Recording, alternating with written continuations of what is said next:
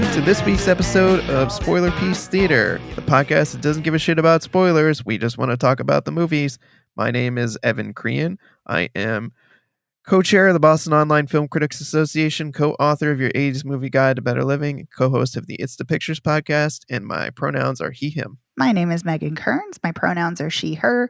I write film reviews for Edge Media Network. I'm a co-host of the Slashers podcast.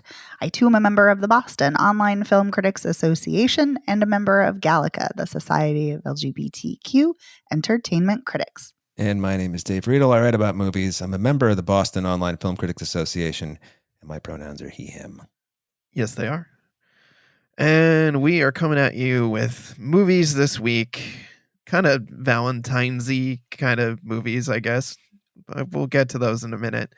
But over on our Patreon this week, we talked about the 1950 film Sunset Boulevard, which is the 75th anniversary this year.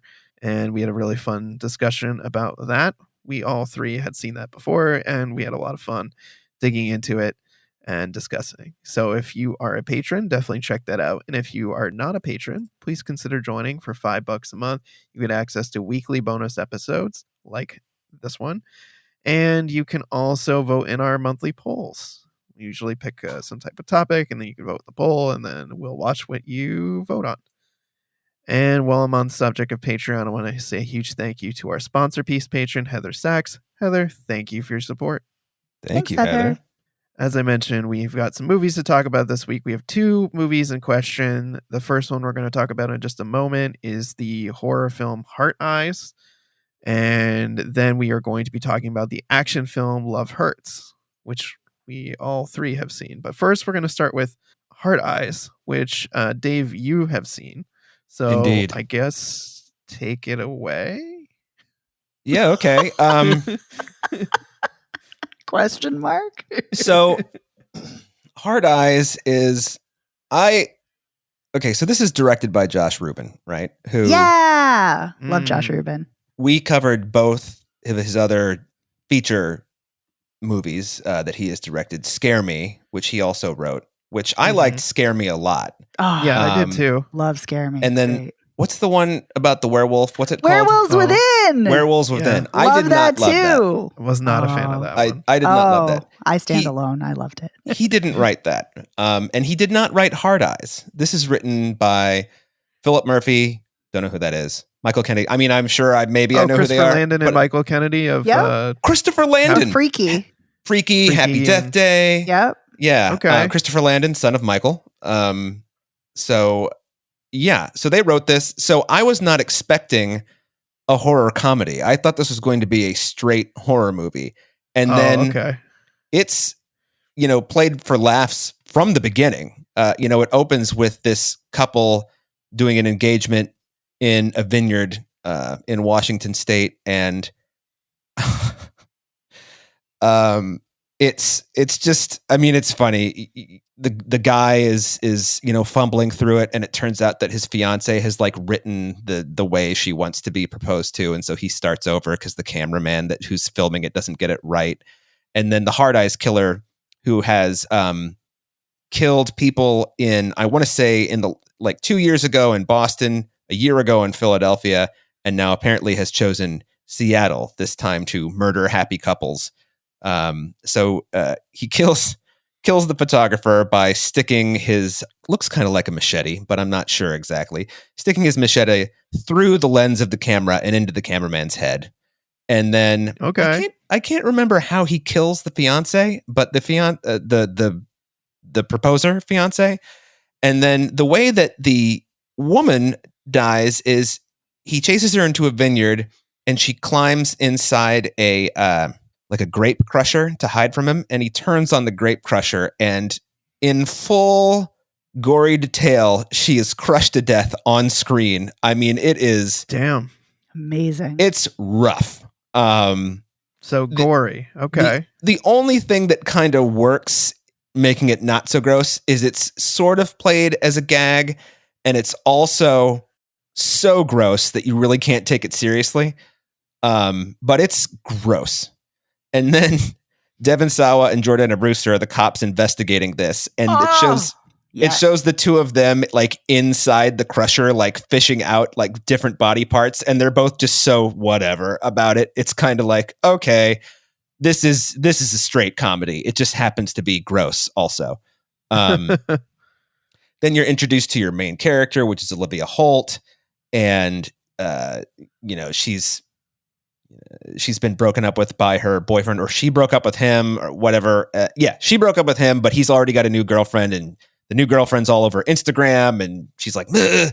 And so Olivia Holt works for this jewelry company, which is run by Michaela Watkins, who is a sassy Southerner. Nice.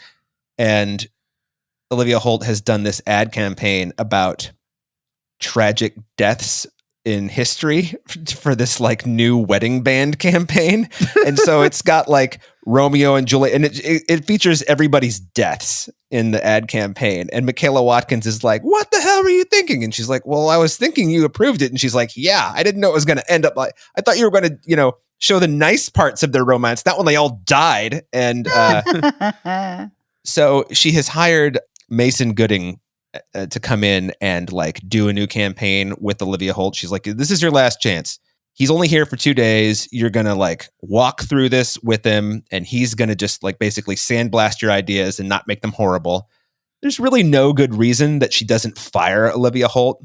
I mean, she says that your contract is, for another full year. And if I fire you, I still have to pay you like your contract. So I'm just going to keep you here. If you're really in a company that makes that much, that has such earnings as this one is supposed to have, she just would have let her go and paid her out, done the pay to play thing, but whatever. Mm-hmm. So Mason Gooden proposes, and he's smooth, and they have a meet cute at the beginning, but she doesn't know it's him.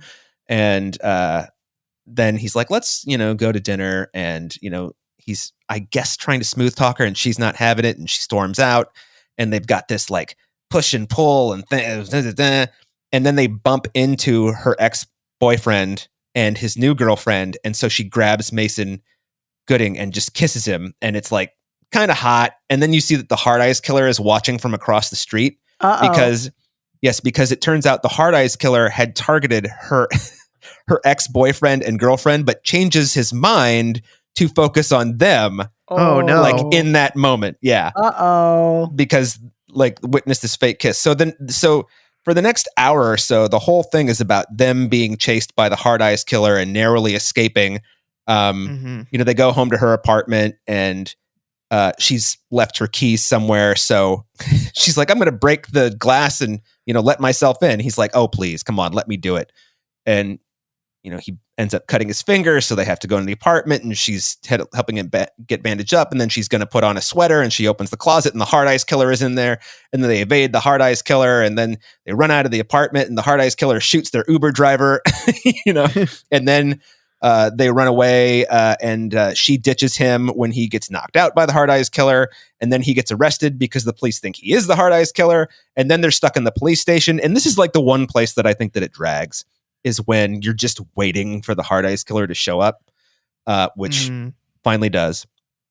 And there's also, there's like a dead giveaway as to who the killer is in the police station, which is also kind of a drag. Like the moment this character like comes on screen, and you're just like, well, this is the Hard Eyes Killer, obviously, and perfectly normal person, normal character, whatever.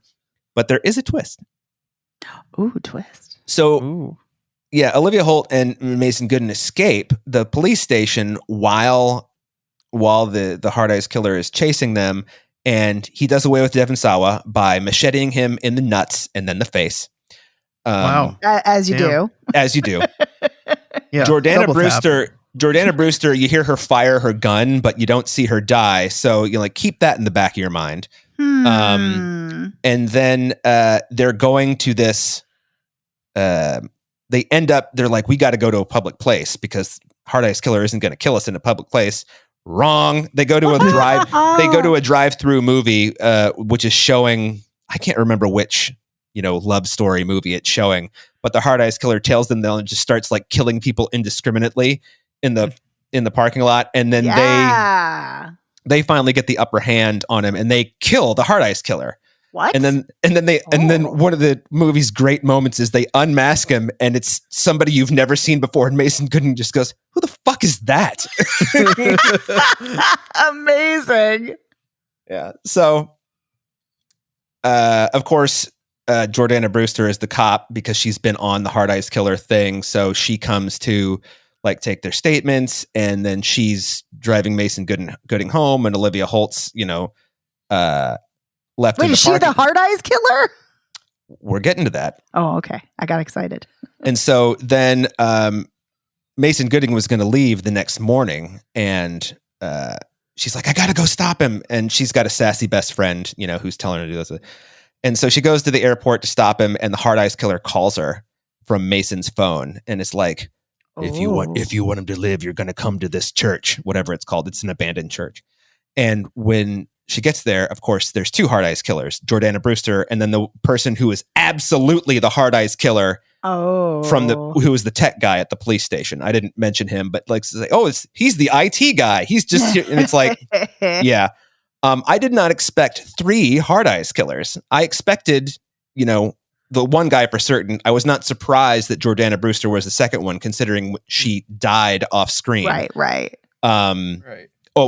Didn't die off screen, but was not even really harmed. She shows up and I think her arm's in a sling, but then when she's there at the church, obviously she's fine. Mm-hmm. And then there's a whole lot of killing and whatevering, and you find out that the IT guy and Jordana Brewster are married, and their kink is to kill couples on Valentine's Day.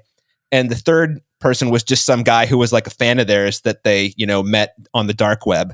So and everybody dies except for the 2 leads. They manage to live. Mm-hmm. And the Hard Eyes Killers I can't remember how he dies. I know that he gets covered in wax because there's a million candles burning in the church, but she gets decapitated very slowly. It's disgusting. Well, I was like, that is funny because usually that you see people like decapitated like very cleanly, very quickly, and that's not actually like accurate. But anywho. Yeah. Olivia Holt skewers her on St. Valentine's sword in the church. But it cuts. It's high enough up so that her feet are off the ground. Mm-hmm. So, her body weighs more than her head. So you can imagine how that goes. Mm-hmm. And then the movie ends the following year with Olivia Holt asking Mason Gooding to marry her, and he says yes, and her good friend gets it on camera from the distance, and nobody gets killed. Cool. Cute. It's a lot of fun. It's surprisingly funny. I don't love Mason Gooding, but he sold himself to me on this one because they play with the notion that he may be the Hard Eyes Killer. Yeah. But then you realize that the moment you see Jordana Brewster like insinuating that he is at the police station, it's like, well, okay, he's actually innocent because there's no fucking way they would give this away in the first 40 minutes. Right. Yeah.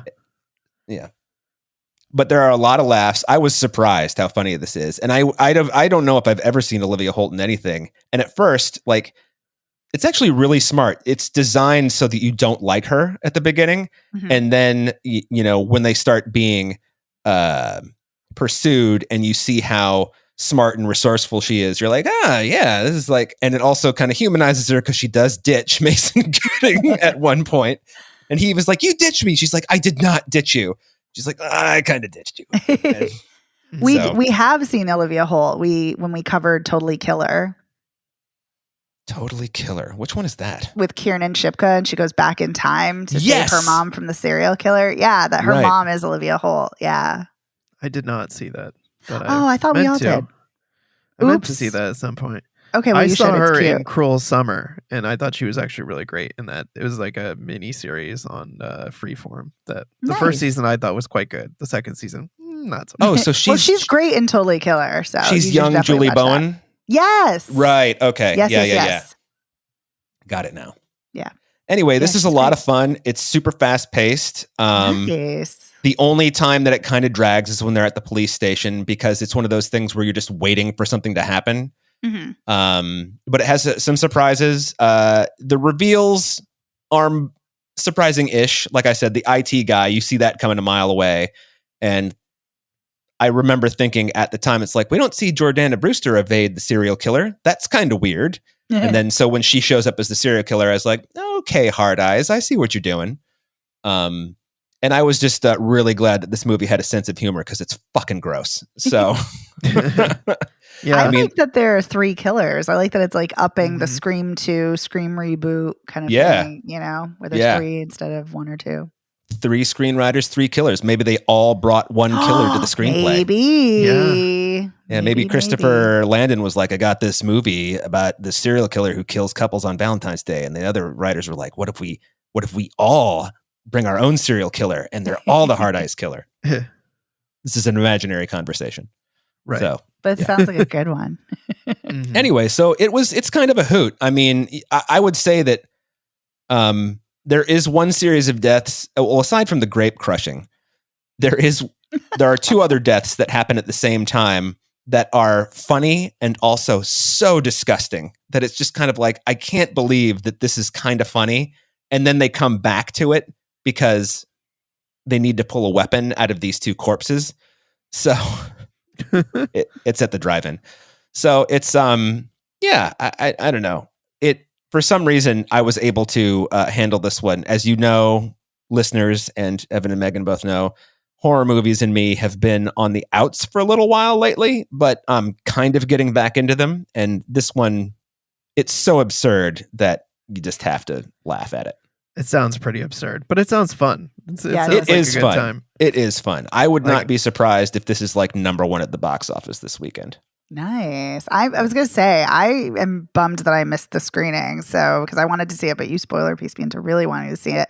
And I'm Mhm. super pumped that there's a death scene, like a murder spree at a drive in, because ever since seeing the amazing murder scene in the movie theater in Messiah of Evil, I have wanted more movie theater or like drive-in death scenes. So I'm very excited that you said that. Well, you know, it's 'Cause I'm funny. a weirdo. And particularly funny, I thought about this scene is at first when the Hard Eyes killer gets there, he's not killing anyone. He's just like walking through the crowd, like looking for Olivia Holt and Mason Gooding. And then some guy is like, hey man, nice costume. And then the Hard Eyes killer is like, okay, stab. That's when it all begins, you know? I love it. Nice. Yeah. I dig it. So there you go. All right. Sounds like Yay. you'd recommend I would. Hard Eyes. Yeah. Nice. Those of you with strong stomachs, I would recommend it. Oh, I'm so excited. Okay. So should we then move on to our other movie of the night? Indeed. All right. So let's talk about Love Hurts, which we've all seen. This is, I know the song has been stuck in my head every time I look at the title of this movie, but it's been stuck in my head since we watched it earlier this evening. Is it in the movie? No, No. I don't No, think so. yeah. I never Missed remembered hearing it in the movie. opportunity. Yep, definitely missed opportunity. So let's see. This is directed by Jonathan Eusebio and written by Matthew Murray, Josh Stoddard, Luke Passmore. This stars Kei Kwan, Ariana DeBose, and some other folks. We have Mustafa Shakir, Daniel Wu, Cam. How do you say his name? Gigadant? I can never remember how to say that guy's name. I don't know. Marshawn Lynch, Rise Darby. Sean Astin is in this. We get one of the Property Brothers. We get a Property Brother in Yes. this, Drew Scott. Yeah, well, it makes sense. He's the realtor brother. So Yes. And he's also his like weird cameo character is like a black belt who thinks he's a tough guy and then gets his ass handed to him later in the movie. yeah. So He does hold his own for a little bit, though. for a brief moment. yeah, I yeah. I mean, Marshawn Lynch is just like laughing his ass off, like, "What are you doing to me?" For the most part. Anyway, so IMDb has a summary that's kind of, an IMDb summary, but even like the press like emails don't really have much of a summary. I mean, so Kei Kwan is a realtor and he loves his job. His name's Marvin Gable. And he is just so into realty and selling houses, and he's all about like the dream of home ownership and like I love my job and I'm a really happy guy. And he's got all these like photos of his face on park, benches and stuff like that. And then we see Ariana DeBose and she shows up and she's scribbling mustaches and all kinds of other graffiti all over his bus and ads and things like that. And you find out that he was an assassin, a hired goon muscle killer for his brother Alvin, whose nickname is Knuckles, played by Daniel Wu. And he ran this criminal empire. He's running his criminal empire, and then Marvin Ke Huy Quan, he walked away from it, and that was when he was supposed to kill Rose, Ariana DeBose's character, but he spared her life and said, hey, get lost, just go start over. And because she was framed for embezzling money, but she did kind of embezzle money, just she was left holding the bag. It was like her and Merlot, the other right-hand guy, they were stealing money with the accountant, Kippy, but then they just left her holding the bag and made the rest of the money disappear.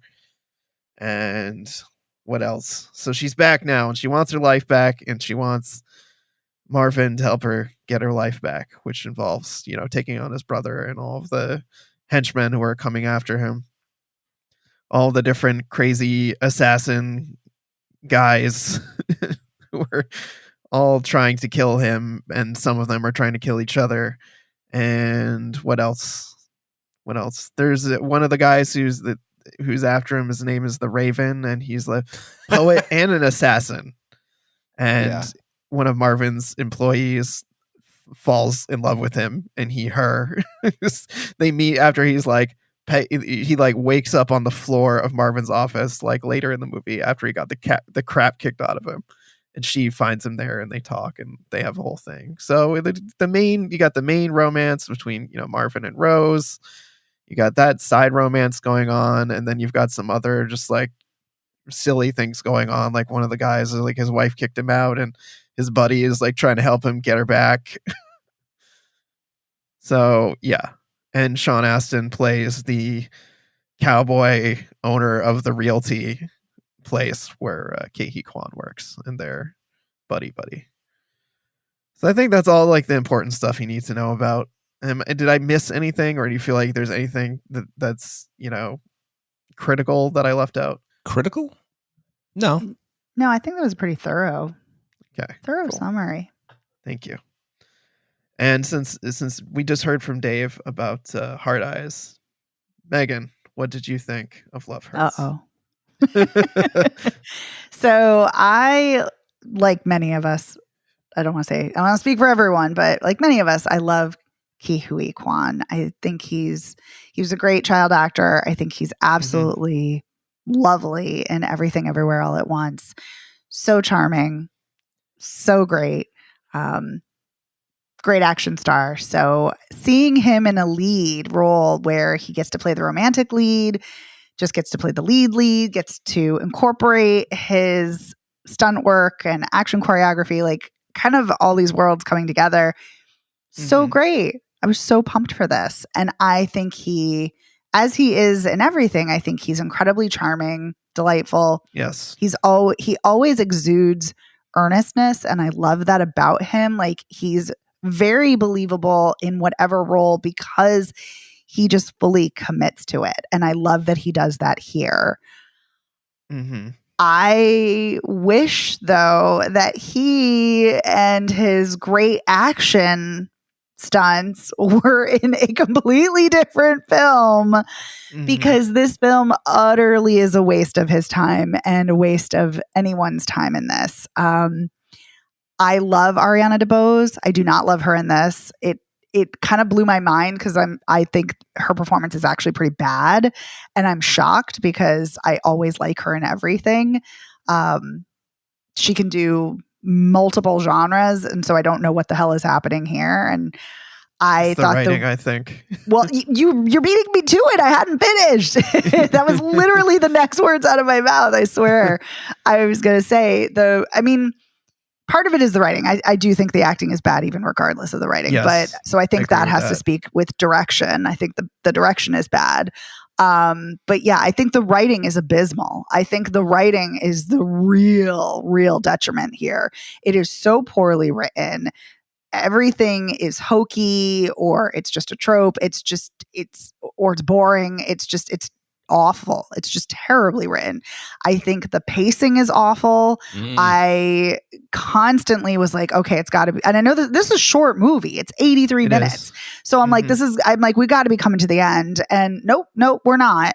And so I think the pacing is awful. I think the editing is not good. I think it's weird, and not in a good way weird. And some of the cinematography worked. Like, I liked the scenes where we're in the fridge and like the fridge door keeps opening because people keep getting, their heads in the fridge or pushed into the fridge.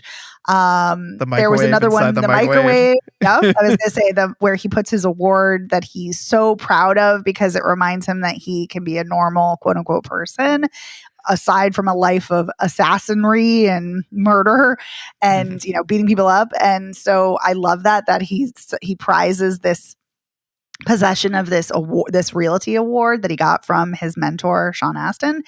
And so, you see that in the microwave, and he's opening the microwave. Like, I like those different shots. I think there's some creativity there, and I like that.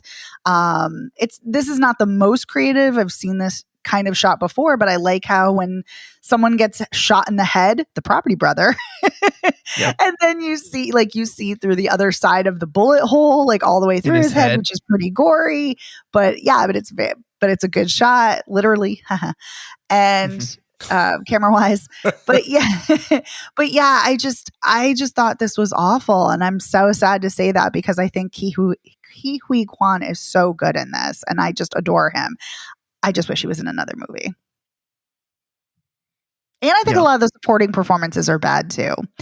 I will say the kind of side romance between the Raven and Marvin's assistant, played by Leo Tipton, I think that's kind of interesting, maybe. But I don't know. I was like, again, I kept feeling like this could be really kind of weirdly adorable in another movie.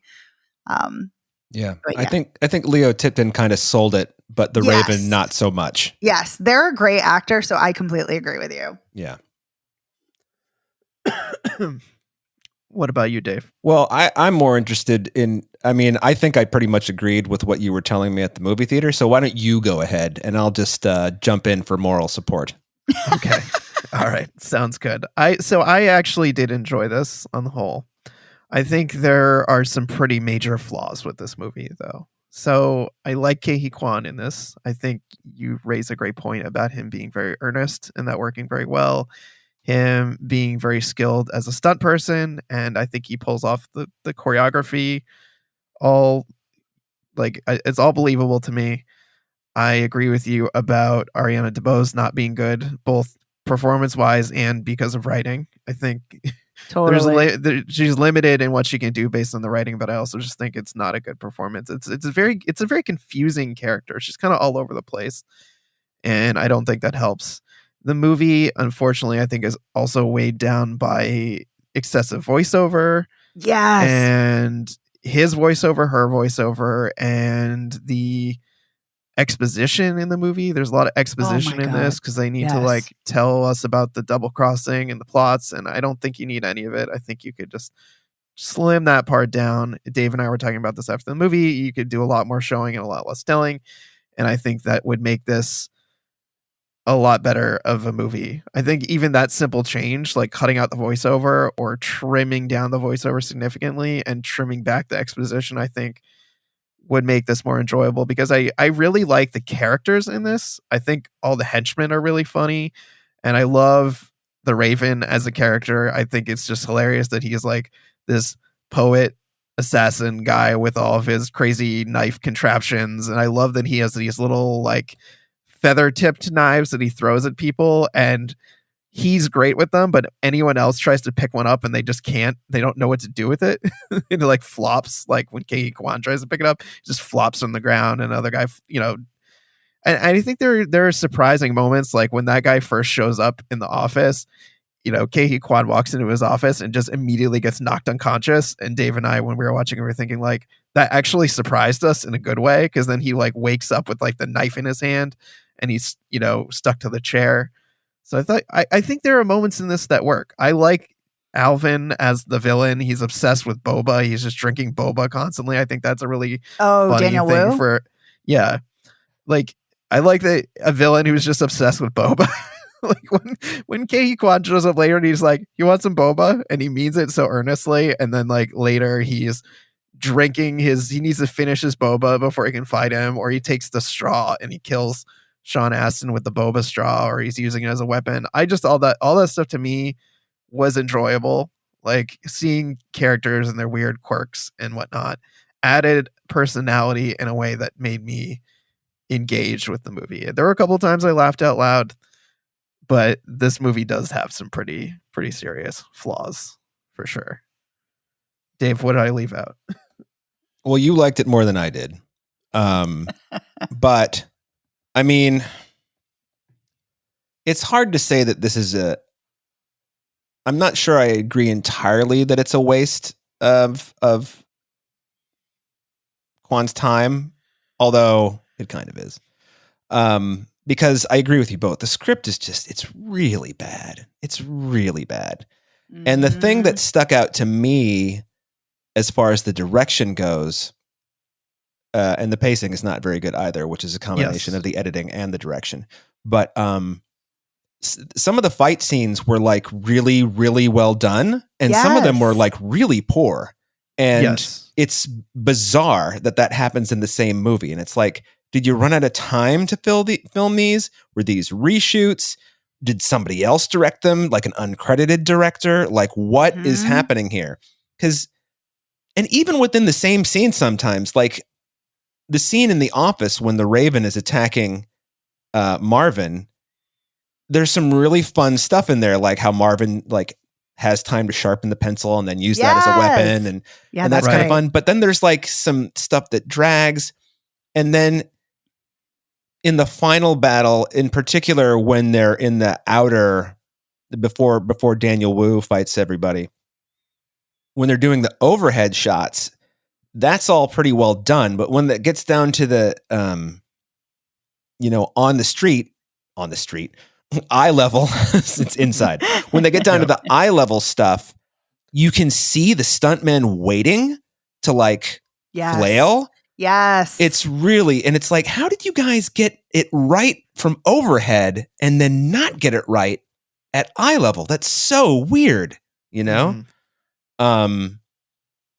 Yeah, and as far as Ariana DeBose goes, I mean, it's just such a crummy character. I mean, like, she was their lawyer, and then she embezzled money, but she only half embezzled money, and then it was a thing, and then these guys double-crossed her. I don't fucking care about any of these people. I mean, one of the things that makes Nobody, for example, work so well is that, one, Bob Odenkirk looks even less like an action star than Ke Quan. And it has a voiceover too, but for some reason, that movie has an earnestness that this one doesn't. This one knows it's a comedy, and it's this weird thing where they're mostly playing it straight. All the, like, the Raven and the assistant are playing that straight, but for some reason it's like, it's overdone. It's like everybody's going at 110%, which they shouldn't be doing. They should be dialing it back just a little bit, because it's like, we're a little bit in on the joke, but it's still, I don't know. It's awkward. And I like Leo Tipton a lot. So, yeah. I did not like the two, Marshawn Lynch and the other guy. I did not like those characters at all. I didn't either. Like, they really, I know you're supposed to, but like, I didn't. Yeah. Yeah. Well, I'm trying to think of like another movie that has characters like that, because there are like side characters who are so many bad dudes who have that like back and forth that's funnier. You know what does it well? Hmm. And Evan, you and I have talked about this a lot. Anora. Mhm. The henchmen Yep. are really sharp and really funny, but like Yes. kind of goofy, but not in a weird way. Like, yeah, anyway, it feels much sharper and more organic. But yeah, but sorry, Dave, please continue. No, I mean, that's really it. I really liked watching Ke Huy Quan He's just so because good. he's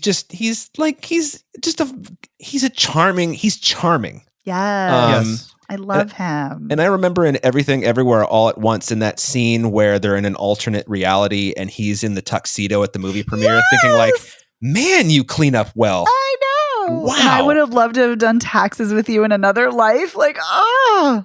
Yeah. Love And it. and so he's just got a lot of charisma. Yes. So it's really cool that he has a lead performance here. I hope that the next time he's a lead, it's just a better vehicle.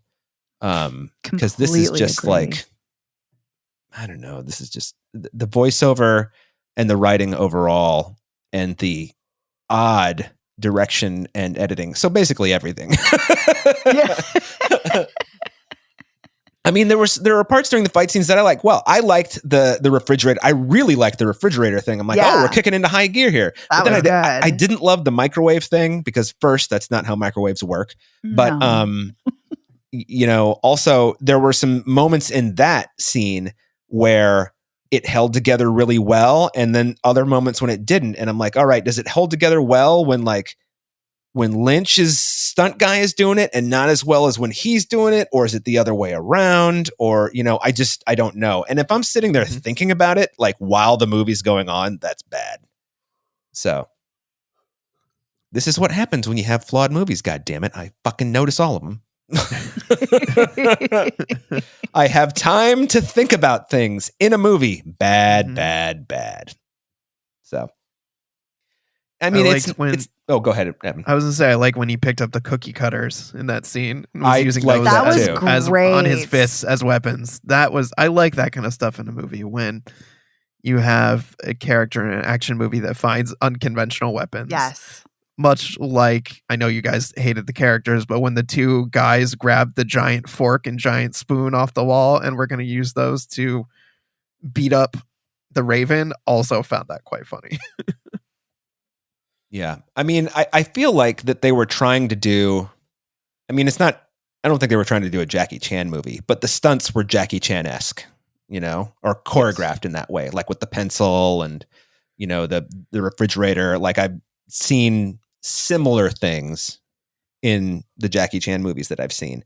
But it just, I don't know, it was all just kind of flat and choppy.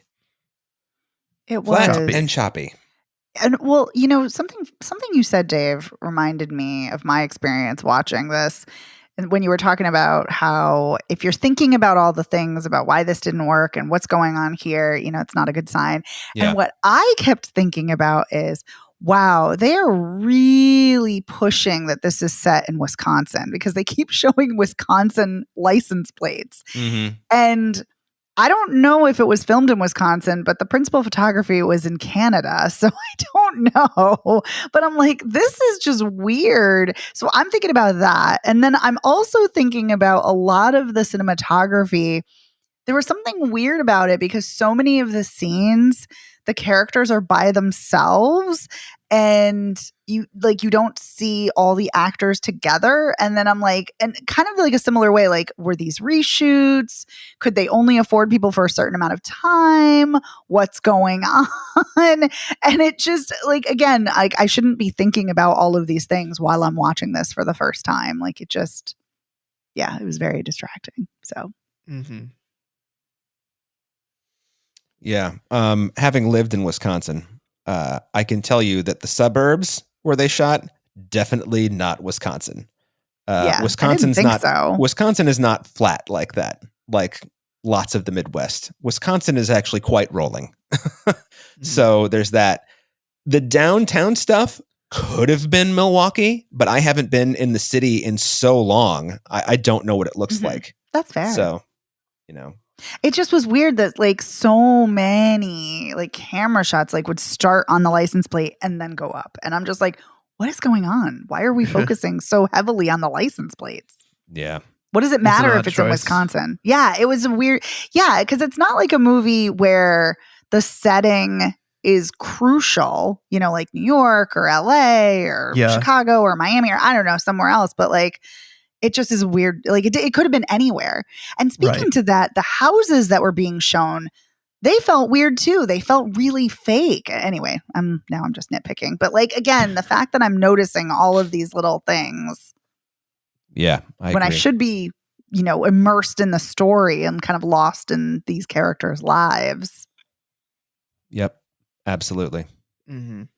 I think at least in a couple of instances, the license plate things were to just show vanity plates that characters had. Like the Corvette that the property brother was driving said like black belt on it because this character was a black belt and he, you know, had himself in his karate That's gi fair. on the That is different fair. signs. And then Sean Astin's car had some vanity plate on it that I think it was like the name of his like Frontier Realty or some shit like that. I have to say, You know. I think maybe people just didn't have a reaction at the screening I was at, but I was like, am I the only one who's really excited for a Goonies reunion here? People were happy about it at our screening. I can Yeah. tell. Oh, okay. Well, I was at the wrong screening then. Although I think a lot of people were probably too young for it in our Well, screening. that's just also. depressing. Well, you're also talking to one of the few people who will say out loud that the Goonies is shit. So, you know, Goonies is can't fucking stand it. Gonna hate the Goonies. Didn't like it in 1985. Don't like it now. Mm. Sorry to all the Goonies fans out there. I'm not sorry to all the Goonies fans out there. I Own don't it. apologize for Own- my exuberance. Yeah, own your disgust with the Goonies. Your disgust, your Goonies disgust. Exactly. I own it. Well, I haven't seen it in a long time, so I'm not saying I would like it now. I Yeah. actually don't think I would like it now, but I liked it as a kid. I liked it in 1985, so I was excited to see them together because I also like Sean Astin. Yeah, and I Sean think Astin he's- is quite fine in this, I think. Yeah, he Yeah. is actually. I will say that scene where he's talking with Daniel Wu and Daniel Wu is like interrogating him, like, you know, where's my brother? And like you know, he's talking about how his brother was a monster and how he kept him in check and blah, blah, blah. And, you know, Sean Astin is talking about, you know, I always believe people should have second chances and, you know, I believe in absolution. And he's talking, you know, he's saying these lovely things about Marvin. And I really love that scene. And I love how he's like, well, I'll take that drink now. He's like, because I know nothing I say is going to change my fate in this situation. And there was something about that kind of quiet dignity and just like, accept. I mean, it kind of, obviously it sucked, but like there was something about his acceptance, like, yep, this is what's going to happen. That I don't know. It was kind of refreshing to see in a movie. I don't know. I just dug that scene. It was a good performance. He was playing it very straight and just you could tell that he was taking it seriously and wanting to give a good performance in this movie. Yeah. He wanted to be good in his pal's movie, you know? Yeah. Oh, Mhm. I just wish it was a different movie. Yeah. Yeah, I mean, I think we can all kind of agree on that. Like, Yeah. we wish that this was a better movie to varying Yes. levels, but we all wish Yes. that this was a better vehicle for Ke Huy Quan to shine because we know that he is capable of so much more than Yeah. this Yes. movie can give him. Yes. Yeah, he's so talented. Well, there you go. Yep. Win some, you lose some, as we like to say in the show. Can't Yeah. win them all. Glad I gave this one a shot anyway because I wanted to support him and feel like, you know, I want to go see a movie that he's the lead in. Oh, absolutely. And he's great. Yes, he is good in this. So there's that. Anything else either of you want to add about this movie? Not me. Nope. So then to recap, Dave would recommend Heart Eyes. I would. Sounds like we would not recommend Love Hurts. I don't think so. I feel so bad saying that Yeah. because I want to support him, but yeah, no. You know what? Goonies fans will probably love it. Go see Everything Everywhere All at Once again. Yeah, see that. He's so great in it. And I don't love Temple of Doom, but go see Temple of Doom. Oh, Temple of Doom rocks. No. Yeah. Except for the racism. Hard disagree. Well, yes. Except for the glaring the fucking racism. rampant racism throughout that entire Christ. movie. Yeah, if you excuse that, if you pretend that doesn't exist, it's great. Yes. I mean, also, if it's just such an interesting contrast from the other Indiana Jones movies, like the darkness of its tone. Oh, yeah. It's something I used to really hate it because I used to be like, I didn't Short know that. Round and fucking Willie screaming constantly. I love But Willie. I do and I love feel Short like Round. I've had a chance to revisit it again and develop a new appreciation for it, for being so different in tone from the other movies and really trying to Nice. do something completely different. Maybe I love I that. need to rewatch it. I think you do. Although- you do. I don't really love to revisit Steven Spielberg films that I didn't like the first time. So, Oh, I think it's great. It's I Indiana don't know. Jones. I feel like you should Exactly. give another go for another go for indie's sake. okay. I think it's great. I think Ke Huy Quan is great in it. I actually really like Willie, and I know I'm probably one of the only people who likes that character, but I do. But yeah, I think it's great. And I love, and I say this quite often, No Time for Love, Dr. Jones. It's a great line. Mhm. Yep. All right. Well, this has been a fun Indiana Jones tangent at the end of the episode. I know. Now I want to have an Indiana Jones marathon. Yep. Just the Due for a first rewatch. three. Just the first three. Actually, I like the last one too. I still haven't seen Dial of Destiny. I need to see it. It's kind of fun. It's nowhere near as good as the first three or the 1 and 3, but it's fun. But yeah, I will not watch the fourth one. No, thank you. Oh, God. It's Yeah. so awful. It's so awful. Bad. It's so bad. Anyway, another Indiana Jones tangent. So that's where we stand on the movies for this week and on the Indiana Jones franchise in general. We want to say a huge thank you to our editor, Otto Clamor. Otto, thank you for making us sound so great week after week. Thank Thanks, you, Otto. You can find us anywhere you get podcasts, but you can also go to our website, spoilerpiece.com. We are on social media. We're Spoiler Piece Theater on Facebook. We're at Spoiler Piece on Twitter and Instagram. And then we're also on Threads and Blue Sky now. And if you want to get in touch with us, you can also email us, spoilerpiece@gmail.com, or you can give us a call. At 862-21-PEACE. You can leave us a message. You can send us a text. Tell us your thoughts on this week's movies, on other movies that you've seen. Ask us questions. We love hearing from listeners. So anything's really fair game to chat with us about. And if you like the show, please rate and review us by going to ratethispodcast.com/spoilerpiece. That will take you to your platform of choice. The rating and reviewing is always very much appreciated. You can also just tell a friend about the show. We really appreciate that. And if you really, really like us, please consider joining our Patreon. As I mentioned at the top of this week's episode, this week we talked about the 1950 film Sunset Boulevard in honor of its 75th anniversary this year. It was a really fun conversation. For $5 a month, you get access to weekly bonus episodes and you get to vote on our monthly polls. And we think that is pretty darn cool. So thank you for tuning in to this week's episode. My name is Evan Crean. I am co-chair of the Boston Online Film Critics Association, co-author of your 80s Movie Guide, Better Living, and co-host of the It's the Pictures podcast. You can follow me on social media as Real Recon, and that's real as in film reel. My name is Megan Kearns. I write for Edge Media Network. I'm a co-host of the Slashers podcast, member of the Boston Online Film Critics Association, and a member of Gallica. You can follow me on Twitter and Blue Sky at Opinion S World or on Instagram and Letterboxd at The Opinion S.